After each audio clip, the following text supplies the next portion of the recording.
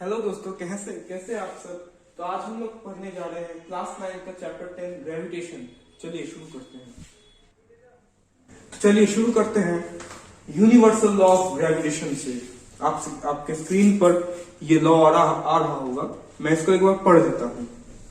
Every object in the universe attracts every other object with a force which is proportional to their masses, product of masses, and is inversely proportional to the square of the distance between them.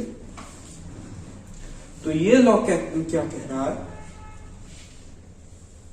इस पूरे ब्रह्मांड में हर एक object एक दूसरे object को खींचता है, अट्रैक्ट करता है एक फोर्स से, जो फोर्स उन दोनों के मासेस का प्रोडक्ट होता है। मासेस का जो प्रोडक्ट होता है वो फोर्स उसके साथ प्रोपोर्शनल होता है, डायरेक्टली प्रोपोर्शनल। और उनके जो बीच का डिस्टेंस है, डिस्टेंस का स्क्वायर है inversely proportional to their masses. तो मतलब ये खड़ा हो रहा है, ये एक ऑब्जेक्ट है और ये एक ऑब्जेक्ट है। दोनों ही ऑब्जेक्ट अपने अपने सेंटर से, डिस्टेंस हमेशा सेंटर से लिया जाता है, ये मैं बता दूं। ये है R और ये ऑब्जेक्ट F4 से, F4 से ये ऑब्जेक्ट अपनी तरफ इसको खींच रहा है, और ये ऑब्जेक्ट इस ऑब्जेक्ट को, इसको भी F4 से ही खींच रहा है। दोनों फोर्सेस इक्वल होते हैं और डिस्टेंस सेंटर से लिए जाते हैं। और ये है मास 1, मास 2। तो अब हम देखते हैं कि कैसे हम इसको निकाल सकते हैं।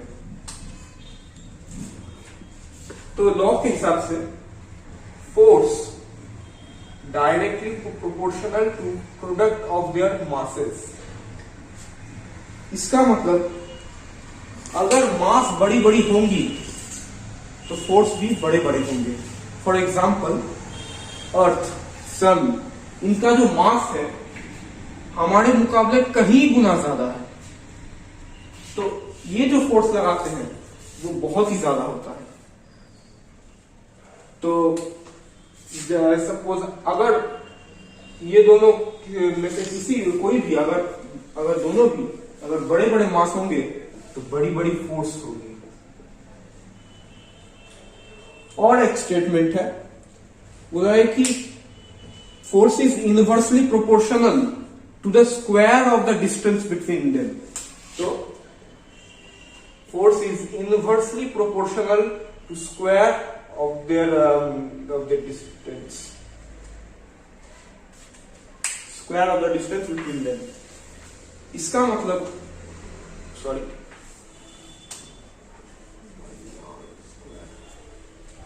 यहां पे देखिए, अगर डिस्टेंस बड़ी बड़ी होंगी तो फोर्स और छोटी छोटी होंगी, इनवर्सली प्रोपोर्शनल। अगर डिस्टेंस बड़ी होगी तो फोर्स छोटी फोर्स होगी। ये कम होगा तो ये ज्यादा होगा, अगर ये कम होगा तो ये ज्यादा होगा। ये है इनवर्सली प्रोपोर्शनल। ठीक है, अब हम इनके इस यूनिवर्सल लॉ ऑफ ग्रेविटेशन का कुछ प्रॉपर्टी जान लेते हैं। तो अब हम आते हैं इनके प्रॉपर्टीज में। पहला, ये एक नॉन कॉन्टैक्ट फोर्स है।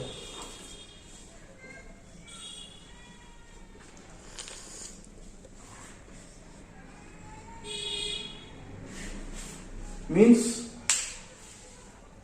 कोई भी दो ऑब्जेक्ट के बीच कोई कांटेक्ट नहीं होता है।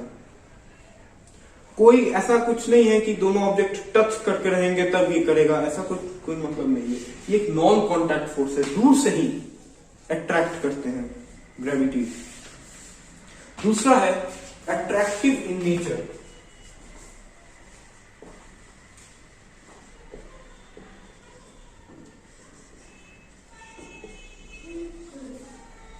अट्रैक्टिव नेचर का मतलब ग्रेविटेशनल फोर्स कभी भी कोई भी चीज को दूर नहीं हटा देता है, अट्रैक्ट करता है, अपनी तरफ लाता है, खींचता है, इसीलिए इसको अट्रैक्टिव इन नेचर कहा गया है।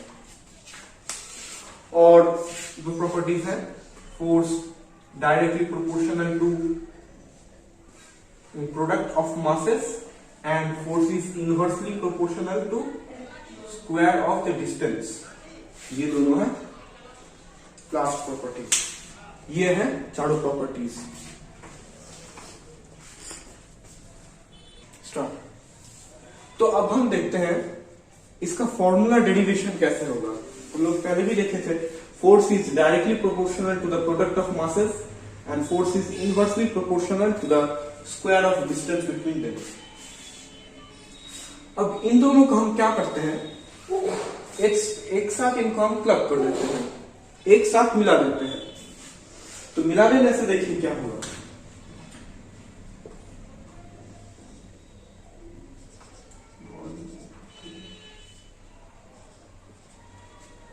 ये आके खड़ा हो गया हमारे सामने। Force is directly proportional to product of masses by distance, square of distance between them. तो अब हम क्या करते हैं, अब कैलकुलेशन तो ऐसे कर नहीं पाएंगे, तो यहां पे एक इक्वल टू लगाना है। तो इक्वल टू हम कैसे लगाएंगे, यहां पे हम एक जी डाल देंगे, जी, कैपिटल जी, जिसको हम बोलते हैं यूनिवर्सल ग्रेविटेशनल कांस्टेंट। इसको हम यहां पे डाल देंगे और यहां पे इक्वल टू आ जाएगा। Force equals to G m1 m2 by R square. ये बन के आ गया फॉर्मूला।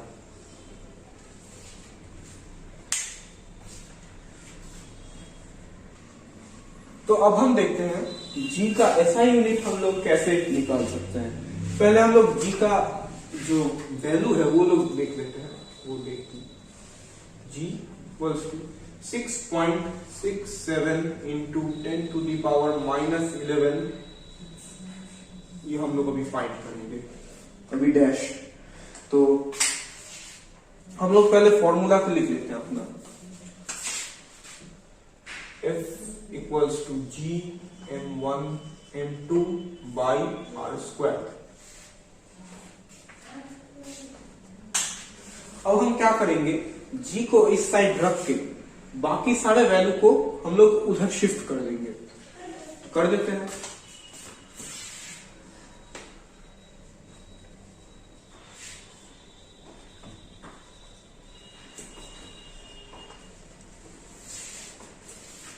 तो ये आ गया G equals to F R square by m1 into m2। अब हम कुछ नहीं करेंगे, इनका जो ऐसा यूनिट है उनको हम यहां पे रख देंगे। फोर्स का क्या होता है, न्यूटन, आर का डिस्टेंस है तो मीटर स्क्वायर, और मास का क्या होता है केजी। तो यहां पे केजी इंटू केजी हो जाएगा, तो केजी स्क्वायर। तो ये निकल के आ गया एसआई यूनिट। तो अब हम इसको लिख लेते हैं यहां पे एन एम स्क्वायर पर केजी स्क्वायर। ये आ गया इसका एसआई यूनिट। तो चलिए अब हम लोग देखते हैं यूएलजी का daily use, universal gravitational force का, यूनिवर्सल लॉ ऑफ ग्रेविटेशन का, इसका डेली यूज। पहला तो है हाई टाइड्स लो टाइड्स, जिसको हम कहते हैं ज्वार भाटा। जब सन ऐसे रहता है, मून ऐसे रहता है, तो पूरे फोर्स से पानी को खींचते हैं, तो पानी खींचा चला जाता है, पानी का इस तरफ लेवल ज्यादा हो जाता है। तो ऐसे ही हाई टाइड्स और लो टाइड्स होते हैं। तो अब हम लोग आते हैं सेकेंड एग्जाम्पल की तरफ, ट्रेजेक्टरी। तो ट्रेजेक्टरी किसको कहते हैं, जब हम कोई ऑब्जेक्ट को थ्रो करते हैं, वो जो पाथ में जब वो गिरता है उसको हम बोलते हैं ट्रेजेक्टरी।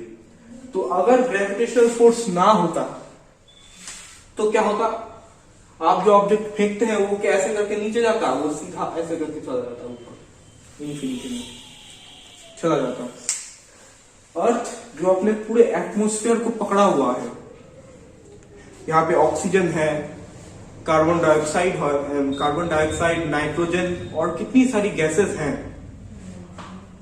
ये सब इसीलिए है क्योंकि अर्थ के पास इतना ग्रेविटेशनल फोर्स है जिसकी वजह से वो पकड़ पा रहा है इतनी सारी गैसेस को। जैसे मून का अपना कोई एटमॉस्फेयर नहीं है, क्यों?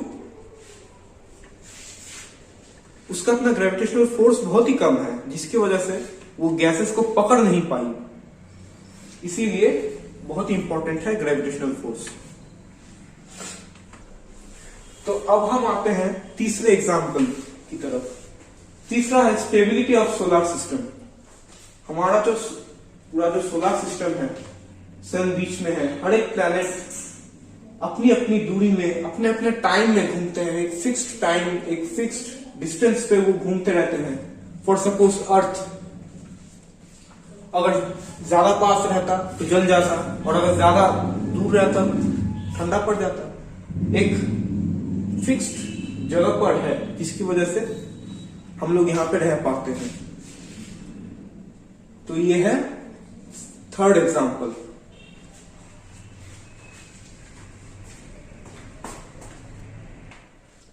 तो अब हम आते हैं चौथे एग्जाम्पल की तरफ। चौथा एग्जाम्पल है satellites.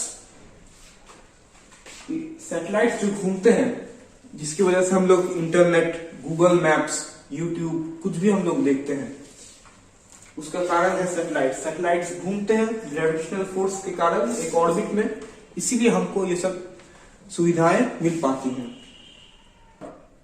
Thanks for watching the video. If you like, please like, subscribe and share, and the next part is coming soon. Thank you.